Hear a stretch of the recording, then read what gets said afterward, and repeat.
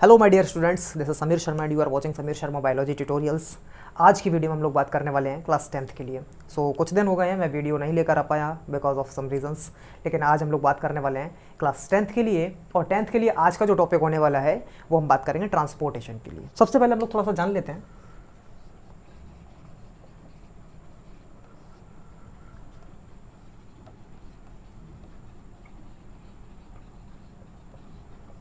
Life process. जो हमारा chapter चल रहा है इसके अंदर हम लोग आज बात करेंगे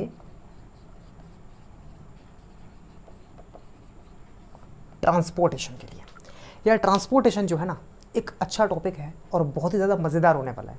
देखिए मज़ेदार क्यों होने वाला है, क्योंकि हम लोग इतना सब कुछ पढ़ने वाले हैं जो हम लोगों का ना कभी कभी ऊपर से निकल के जाता है ना। यार बहुत छोटी से छोटी बातें हम लोगों को हार्ट के बारे में नहीं पता होता है, कैसे फंक्शनिंग होती है, यार प्लांट्स के बारे में किस तरीके से ये ट्रांसपोर्टेशन होता है। ट्रांसपोर्टेशन एक्चुअली है क्या? ट्रांसपोर्टेशन एक ऐसी प्रोसेस है जिसमें मटेरियल्स को ट्रांसपोर्ट किया जाएगा हर एक उस जगह से जहां पर उसकी अवेलेबिलिटी है और उस जगह तक पहुंचाया जाएगा जहां पर उसकी नीड है।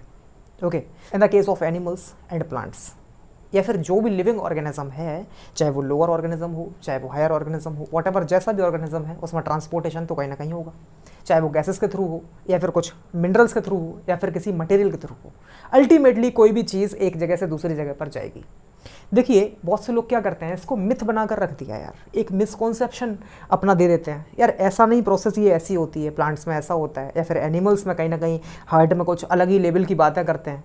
ऐसा कुछ भी नहीं होता, लेकिन कहीं ना कहीं कुछ चीज़ें ऐसी होती हैं जो वो बता तो पाते हैं, बस वो चीज़ों को बता पाते हैं सिर्फ जो उन्होंने कहीं और से सुन ली होती है। एक्चुअली क्या है वो नहीं पता होता है। और उस मिथ और उस मिसकॉन्सेप्शन को दिमाग से निकालिए, सिर्फ वो चीज़ दिमाग में रखिए जो चीज़ एक्यूरेट है और एक सटीक बात दे रखी है आपकी बुक में। देखिए, it is the process in which movement of materials from one place to another.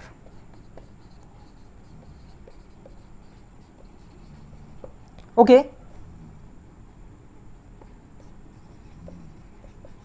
the region of their availability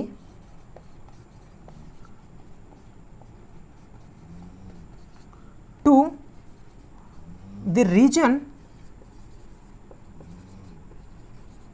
of their need and storage. देखिए समझने की कोशिश कीजिए यार, बहुत ज़्यादा सिंपल है। मैंने बहुत सिंपल शब्दों में लिख दिया कि it is the process in which movement of material. ये एक ऐसी प्रोसेस जिसमें क्या होता है, कुछ मूवमेंट होता है मटेरियल्स का एक जगह से दूसरी जगह पर, from the reason of their availability, यानी कि उस एक जगह से जहां पर वो चीज़ अवेलेबल है और वहां तक जाएगा जहां उस चीज की नीड है या फिर स्टोरेज होनी है। ओके, देखिए कोई भी चीज अगर है हमारी बॉडी में, अगर ट्रांसपोर्टेशन हो रहा है, अगर हम अपनी बॉडी लेते हैं एनिमल्स में, यानी कि हायर ऑर्गेनिजम्स या फिर ह्यूमन की अगर हम बात करते हैं, तो ऑब्वियसली हम लोगों को पता है कोई भी चीज अगर मूव होगी तो बाय द ब्लड होगी। यानी कि हमारा ब्लड एक ऐसा सर्कुलेटरी सिस्टम, यानी कि जो हम लोगों के बॉडी में है, वो सारा का सारा इंपॉर्टेंट जो भी मटेरियल्स हैं उनको एक जगह से दूसरी जगह पर ट्रांसपोर्ट करता है। हम लोगों को पता है ऐसे प्लांट्स में भी होता है, प्लांट्स का अपना डिफरेंट होता है। अब लोअर ऑर्गेनिजम्स की हम बात करेंगे, हायर ऑर्गेनिजम्स की बात करेंगे, यानी कि कोई भी ऑर्गेनिजम्स होगा, हर एक ऑर्गेनिज्म में ट्रांसपोर्टेशन की प्रोसेस होगी for movement of materials. Okay, क्योंकि मटेरियल्स की हर एक जगह पर नीड होती है, वो चीज़ वहाँ पर पहुँचनी ही पहुँचनी है। चलिए अब हम लोग बात करेंगे इसके आगे, जो कुछ ऐसे ऑर्गेनिजम्स हैं, लोअर हैं या फिर हायर हैं, या फिर एनिमल्स में किस तरीके से होता है और प्लांट्स में किस तरीके से होता है, वो जान लेते हैं। ओके, तो फटाफट आप इसको पॉज कीजिए और इस चीज़ को नोट कीजिए, उसके आगे हम लोग बढ़ते हैं। चलिए,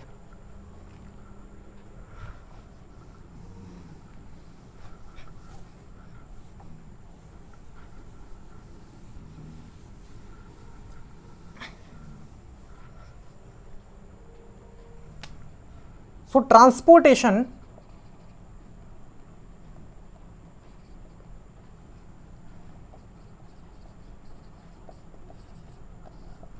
इसकी जो हम बात कर रहे हैं बेटा, अगर हम बात करते हैं लोअर ऑर्गेनिजम्स की,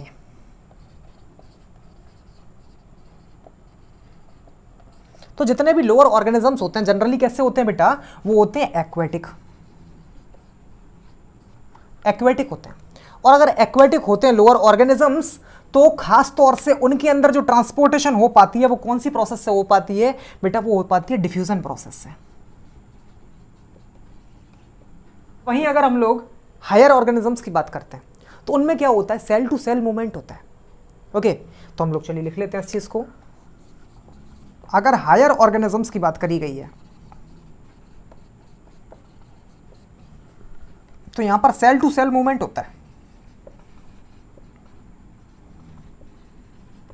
ओके, हालांकि डिफ्यूजन यहां पर भी होगा, ठीक है, लेकिन सेल टू सेल मूवमेंट होने के बाद। ओके, तो डिफ्यूजन यहां पर भी होगा, इस चीज का ध्यान रखिए, लेकिन यहां पर सेल टू सेल मूवमेंट की बात ही नहीं करी गई है। ठीक है, डायरेक्टली क्या डिफ्यूजन प्रोसेस होती है, डिफ्यूजन हालांकि यहां भी होता है हायर ऑर्गेनिज्म में, लेकिन after cell to cell movement होने के बाद। चलिए अगर हम लोग बात करें थोड़ा सा एनिमल्स में या फिर प्लांट्स में किस तरीके से होता है, उसकी चीज समझने की कोशिश कीजिए। देखिए एनिमल्स में अगर हम बात करते हैं,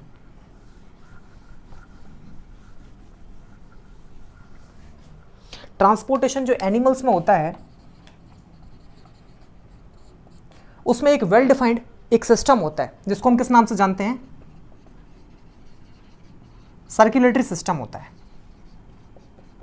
जिसमें क्या होता है पूरा का पूरा जो ब्लड होता है, जिसमें क्या है कि ब्लड जो है वो एक अपना खास रोल प्ले करता है और उसमें जितने भी नीडी मटेरियल्स होते हैं उन सबको अपने पास रखेगा और ब्लड के जरिए ही जहां जहां ब्लड पास ऑन होता चला जाएगा उनकी जितने भी ऑर्गन्स उन सबकी नीड जो है वो पूरी करता हुआ चला जाता है। ठीक है, तो एनिमल्स में क्या होता है, सर्कुलेटरी सिस्टम होता है, जिसको हम प्रॉपर तरीके से अगर बात करें तो हम ब्लड वेस्कुलर सिस्टम के नाम से जानते हैं।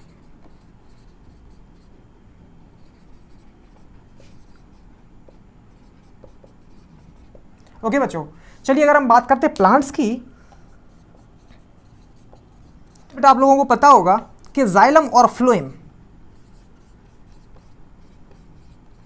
ये जो होता है ये बहुत बड़ा रोल प्ले करता है किसी भी मटेरियल को एक जगह से दूसरी जगह पर पहुंचाने के लिए। ओके, तो जाइलम का रोल क्या होता है भाई, वाटर और मिनरल्स जितना भी होता है उन सबका ट्रांसपोर्टेशन करवाना। ठीक है, वाटर एंड मिनरल्स का ट्रांसपोर्टेशन पूरा का पूरा जाइलम संभालता है और फ्लोएम जो संभालता है वो पूरा का पूरा फूड का या फिर हम कह सकते हैं ग्लूकोज, इसका ट्रांसपोर्टेशन एक जगह से दूसरी जगह पर यानी कि जहां पर बन रहा है वहां से जिस जगह पर नीड है वहां तक पहुंचाने का काम करेगा। तो कहीं ना कहीं एनिमल्स जो है उनमें सर्कुलेटरी सिस्टम होता है जिसमें ब्लड पूरा का पूरा एक खास रोल प्ले करता है, उसके बारे में हम लोग अभी पढ़ने वाले हैं बहुत डीप। और एनिमल्स की अगर बात करें तो जाइलम और फ्लोएम ये काम करते हैं। तो आई होप आप लोगों को एक छोटा सा intro in the case of transportation समझ में आ चुका होगा। अब ट्रांसपोर्टेशन हम लोग जो पढ़ने वाले हैं बेटा, सबसे पहले हम लोग बात करेंगे ह्यूमन की, कि हम लोगों के जो कोर्स में है वो ह्यूमन ट्रांसपोर्टेशन के बारे में दे रखा है, तो सबसे पहले हम उसके बारे में जानेंगे। ठीक है, उसके बाद कुछ ऑर्गेनिजम्स और भी आएंगे, उनके बाद हम लोग ह्यूमन के बाद थोड़ा बहुत डिस्कस उनके बारे में भी कर लेंगे। So first of all we are going to discuss about human transportation. Okay, so let's start. आप इसको नोट कीजिए फटाफट और उसके बाद हम लोग आगे बढ़ते हैं। चलिए,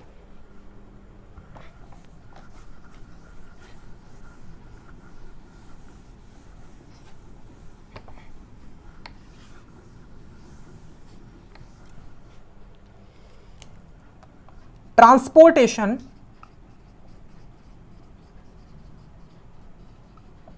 इन ह्यूमन बींग्स।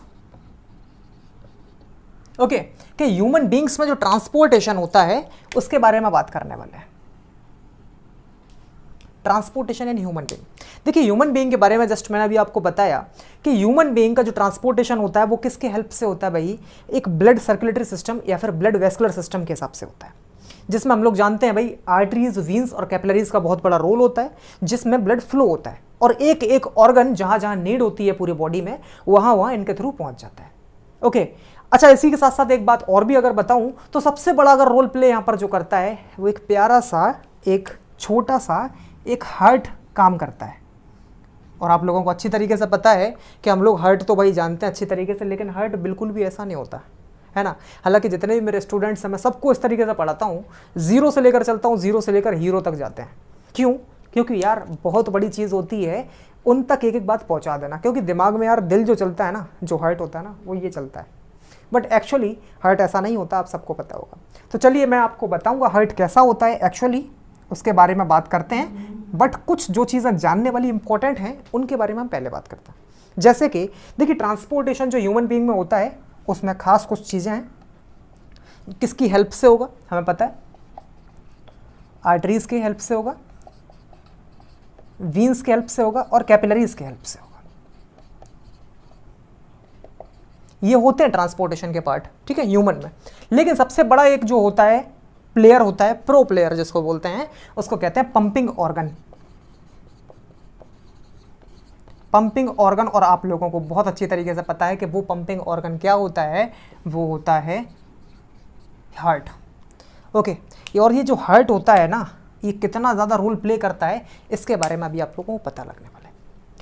सबसे पहले मैं क्या करता हूँ, हार्ट की आपको मैकेनिज्म बताने की कोशिश करूँगा पूरी की पूरी, बट सबसे पहले थोड़ा सा हार्ट को समझ लीजिए, हार्ट होता कैसा है। और हार्ट का जो साइज़ होता है हमारी बॉडी में, वो हमारी फिस्ट के बराबर होता है। जितना हमारा ये हाथ पूरा मुट्ठी बनकर तैयार हो गई है, इतनी बड़ी, जितना बड़ा एक मुट्ठी होता है किसी भी एक ऑर्गेनिज्म का, चाहे वो एक ह्यूमन फीमेल हो या फिर ह्यूमन मेल हो, उतना ही बड़ा उसका हार्ट होता है, ठीक है। तो ऐसा बिल्कुल भी मत किसी के बातों में आना कि यार मेरा दिल बहुत बड़ा है, इसका दिल बहुत बड़ा है, इसका छोटा है, ऐसा कुछ नहीं है, सिर्फ बातें, ठीक है। चलिए थोड़ा सा और जान लीजिए, मैं जिसमें आपको बताने वाला हूँ कि जो ब्लड है वो रोल प्ले किस तरीके से करता है। ओके, देखिए ब्लड का बहुत बड़ा रोल होता है जिसके अंदर सारे के सारे न्यूट्रिएंट्स होते हैं। हालांकि हार्ट काम करेगा, बहुत बड़ा एक रोल प्ले करेगा, लेकिन जितने भी ये चीज़ें हैं ये सब के सब बहुत इंपॉर्टेंट हैं, क्योंकि एक एक की नीड बहुत ज़्यादा पड़ने वाली है। ओके, तो डीपली अभी हम चलने वाले हैं, लेकिन उससे पहले कुछ चीज़ें जान लीजिए। मैं थोड़ा सा आपको ब्लड के बारे में बताना चाहूँगा, क्योंकि अल्टीमेटली इसके अंदर फ्लो कौन होगा, ब्लड। हालांकि ये सारा का सारा जरिया है पूरा का पूरा ब्लड को फ्लो करवाने के लिए, लेकिन अल्टीमेटली होगा तो फ्लो ब्लड ना। तो ब्लड के बारे में थोड़ा जान लेते हैं, उसके बाद आगे हम लोग पढ़ते हैं, ठीक है। देखिए पहले ब्लड जो होता है इन सबसे अलग थोड़ा सा है। ब्लड जो है अपने अंदर कुछ कंपोनेंट्स अपने रखता है, वो समझने की कोशिश कीजिए। देखिए ब्लड जो है ना अपने अंदर कुछ कंपोनेंट्स रखता है, और वो कंपोनेंट्स हैं फर्स्ट ऑफ ऑल प्लाज्मा, एक होता है आरबीसी, एक होता है डब्ल्यूबीसी, और एक होता है प्लेटिलेट्स। आप लोगों को बहुत अच्छी तरीके से पता होगा इनके बारे में। ओके, देखिए प्लाज्मा क्या है। प्लाज्मा एक ऐसा फ्लूइड है जो ब्लड के अंदर रहता है, और जितने भी सेल्स मैंने आपको बताए हैं, डब्ल्यूबीसी, आरबीसी या फिर व्हाटएवर प्लेटिलेट्स, ये सारे के सारे इसके अंदर रहते हैं। ओके, तो ब्लड का जो बेटा कलर होता है, जो ब्लड है इसका कलर जो होता है वो ब्राइट रेड कलर होता है। ओके, कैसा होता है, ब्राइट रेड।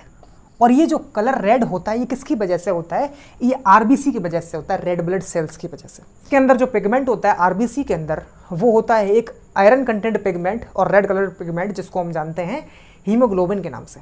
और हीमोग्लोबिन रेस्पॉन्सिबल होता है किसके लिए बेटा, एक कलर ब्राइट रेड कलर के लिए रेस्पॉन्सिबल होता है in the case of blood. Okay, ये आप लोग जनरली जानते होंगे। अब समझने की कोशिश कीजिए, जो प्लाज्मा है, प्लाज्मा लगभग 90% ऑफ वाटर से बनकर तैयार होता है। इसमें लगभग 90% वाटर होता है, बाद बाकी जो लगभग 10% जो होती हैं चीज़ें, इसमें कुछ यूजफुल रिक्वायर्ड चीज़ें होती हैं, रिक्वायरमेंट चीज़ें होती हैं। जैसे कि अगर हम बात करें, कुछ फैट होता है, ठीक है, कुछ विटामिन भी पाए जाते हैं, ठीक, मिनरल्स भी होते हैं, ओके, और भी बहुत सारी चीज़ें होती हैं इसके अंदर, जिसमें 10% लगभग ये सारी चीज़ें होती हैं। और इस 100% कंटेंट के अंदर आरबीसी, डब्ल्यूबीसी और प्लेटिलेट्स रहते हैं आराम से। ओके, आरबीसी अगर हम बात करें बेटा, आरबीसी जो होता है एक बाइकॉन्केव शेप का होता है। ओके, यानी कि एक स्फेरिकल बॉडी होती है जो रेड कलर्ड होता है। और अल्टीमेटली अगर इसके नाम की बात करें बेटा, आरबीसी का दूसरा नाम होता है इराइथ्रोसाइट्स, इराइथ्रोसाइट्स। और आरबीसी जो होता है ह्यूमन का, आप लोग शायद लोअर क्लास में पढ़ चुके होंगे कि इसके अंदर न्यूक्लियस बिल्कुल भी नहीं पाया जाता, एब्सेंट होता है न्यूक्लियस। ओके, चलिए हम डब्ल्यूबीसी की बात करते हैं। डब्ल्यूबीसी को आप लोग अच्छी तरीके से जानते होंगे। डब्ल्यूबीसी का फंक्शन क्या होता है, एक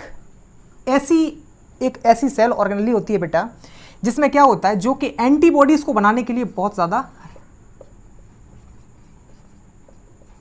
रेस्पॉन्सिबल होती है। और एंटीबॉडीज़ क्या होते हैं, हमारी बॉडी में कुछ ऐसी शक्तियाँ होती हैं, अल्टीमेटली एंटीबॉडीज़ जो है, जो हमारी बॉडी में एक इम्यून सिस्टम को अल्टीमेटली डेवलप करती हैं, जिसकी वजह से जो हमारे बॉडी में कभी भी एक फॉरेन डिजीज़ आती है, फिर बैक्टीरिया जो भी आता है, एक फॉरेन बैक्टीरिया, फिर वॉटेवर जो भी एक डिजीज़ कॉजिंग ऑर्गेनिज्म आ गया, उसको निकाल कर, उसको हटा कर, उसको मार देने का काम कौन करता है बेटा? WBC करता है। और अगर इसके हम दूसरे नाम की बात करें तो इसका दूसरा नाम क्या होता है WBC का?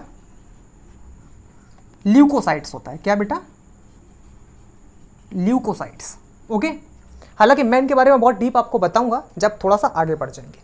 अभी सिर्फ मैं आपको एक इंट्रोडक्शन दे रहा हूँ और थोड़ा सा चलिए आगे बढ़ जाते हैं। तो हम बात करेंगे प्लेटिलेट्स के लिए, और प्लेटिलेट्स का सबसे पहले दूसरा नाम जानिए, इसको बोलते हैं थ्रोम्बोसाइट्स। और थ्रोम्बोसाइट्स यानी प्लेटिलेट्स। और प्लेटिलेट्स जो होती हैं बेटा बहुत ज़्यादा रेस्पॉन्सिबल होती है प्लेटिलेट्स। किसके लिए? आप बहुत लोगों को पता होगा इसके बारे में, ब्लड क्लॉटिंग के लिए। ब्लड क्लॉटिंग जो फैक्टर होता है, यानी कि जब कभी भी कट लग जाता है हमारी बॉडी में, जब खून का एक थक्का जम जाता है, एक लेयर जम जाती है और जिससे पपड़ी वो हट जाती है बाद में, अल्टीमेटली वो फंक्शन किसका होता है? प्लेटिलेट्स का, जिसमें मैं आपको बहुत अच्छे से पढ़ाने वाला हूँ। हम एक एक स्टेप में चलेंगे। ब्लड क्लॉटिंग जब भी पढ़ेंगे, जब मैं आपको बताऊंगा ब्लड क्लॉटिंग या फिर पूरा का पूरा मैकेनिज्म जो होगा ब्लड कोएगुलेशन का, वो उसमें पता चल जाएगा प्लेटिलेट्स के साथ और कौन कौन से एंजाइम्स रिलीज होते हैं, तब ये सब होता है। हालांकि अभी हम लोग जो मेनली बात करने वाले हैं ब्लड के बारे में बात करेंगे, सर्कुलेटरी सिस्टम में। और इसको जैसे हम लोग खत्म करते हैं, हम लोगों को एक सिस्टम और भी मिलेगा, लिम्फेटिक सिस्टम, जिसका बहुत बड़ा एक रोल होता है, फ्लूइड होता है लिम्फ, उसके बारे में पढ़ेंगे। और लिम्फेटिक सिस्टम के बाद आपके जो भी आगे टॉपिक्स आएंगे वो सब मैं आपको कवर करवाता रहूँगा। सो आई होप आप लोगों को यार यहाँ तक चीज़ क्लियर हो पाई होगी, ब्लड क्या है, कितने इसके अंदर पार्ट्स होते हैं। ओके, एक पंपिंग ऑर्गन के बारे में हम लोग बात करेंगे, हार्ट। और अल्टीमेटली जो हमारा नेक्स्ट लेक्चर होने वाला है, इसमें मैं पूरी तरीके से हार्ट के बारे में बताने वाला हूँ। जो हार्ट मैकेनिज्म कैसे करता है, क्या उसकी बारीकियाँ रहती हैं, कितने बाल्ब्स प्रेजेंट होते हैं, जो जनरली आपके कोर्स में नहीं बताया गया, और फिर भी मैं आपको कुछ ना कुछ एक्स्ट्रा ज़रूर दूंगा। Okay, so don't worry about that. I hope आप लोगों को ये सारी चीज़ें क्लियर हो पाई होंगी और आप लोग छोटी छोटी बारीकियाँ जो ट्रांसपोर्टेशन की है वो समझ पाए होंगे। सो नेक्स्ट लेक्चर में जल्दी से हम लोग हाजिर होंगे। देखिए, आप लोग देख ही रहे हैं यार, पसीना पसीना कितना ज़्यादा हो जाता हूँ वीडियो शूट करने में। मुझे सब कुछ बंद करना पड़ता है, उसके बाद ही मेरी आवाज़ आप तक सही से पहुँच पाएगी। यार बहुत ज़्यादा मेहनत लगती है एक काम में। तो आई होप आप लोगों को यार वीडियो पसंद आ रहा होगा, आप मेहनत समझ पा रहे होंगे कितनी लगती है। बट मैं ऐसी मेहनत करता रहूँगा आप लोगों के लिए, बट आप लोग मेहनत मत छोड़ना यार, आप लोग के लिए बहुत ज़्यादा मज़ेदार एक एक चीज़ लेकर आता रहूँगा। ओके, सो आई होप आपने एंजॉय किया होगा, and if you really enjoyed this video then please hit the like button, subscribe this channel and share this video to your friends. And like करना बिल्कुल भी मत भूलना, और चैनल को सब्सक्राइब ज़रूर से कर लेना, ताकि जब भी मैं आपके लिए नया वीडियो लेकर आऊँगा आपको जल्दी मिलेगा। और मैं बहुत जल्दी अब लेकर आऊँगा, कल भी लेकर आऊँगा वीडियो, परसों भी लेकर आऊँगा, बहुत जल्दी। So thank you, bye bye and take care.